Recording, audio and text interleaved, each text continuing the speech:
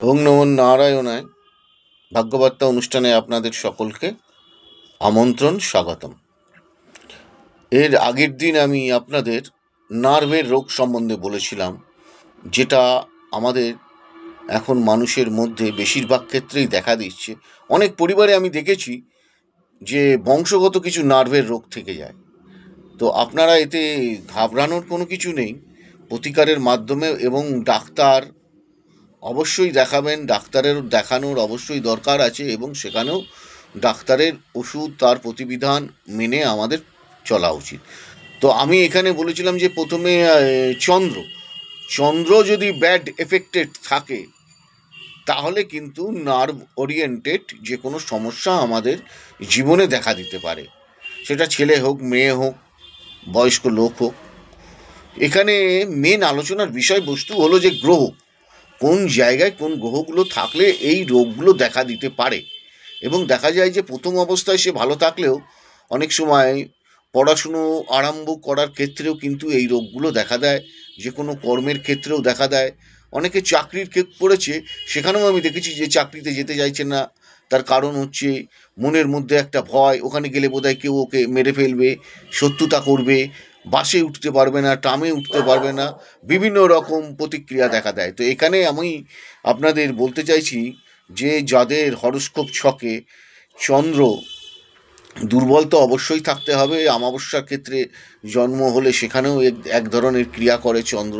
এবার হচ্ছে বৃহস্পতি রাহু শনি যুক্ত হয়ে, লগ্নের তৃতীয় ও দ্বাদশে যদি থাকে, তাহলে নার্ভ ওরিয়েন্টেড সমস্যা আমাদের জীবনে দেখা দিতে পারে।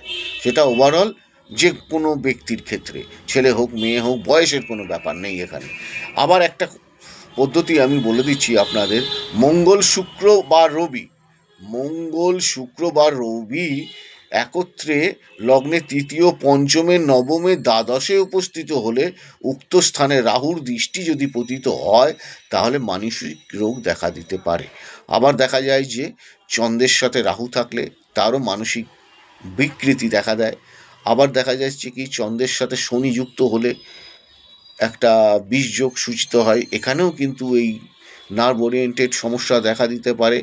আবার চন্দ্রের সাথে রবি যুক্ত হলেও কিন্তু এই ধরনের ক্রিয়া হতে পারে। একটা জিনিস মনে রাখবেন, সব কিছুই নির্ভর করে আমাদের ডেট অফ বার্থ, হরোস্কোপ ছকের ওপরে। যারা প্রকৃত ভালো থাকতে চান, অবশ্যই জ্যোতিষশাস্ত্রের গাইডলাইন মেনে চলুন। দেখুন আপনাদের জীবনে ইমপ্রুভমেন্ট আসবেই।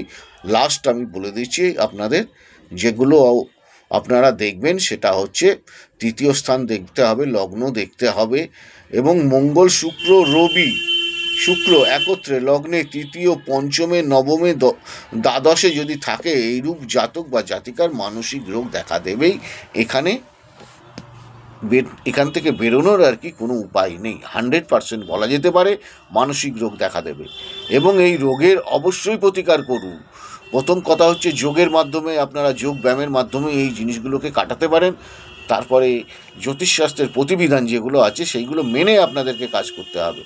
আপনারা অনুষ্ঠানগুলো দেখুন, শুনুন, লাইক, শেয়ার, সাবস্ক্রাইব করুন।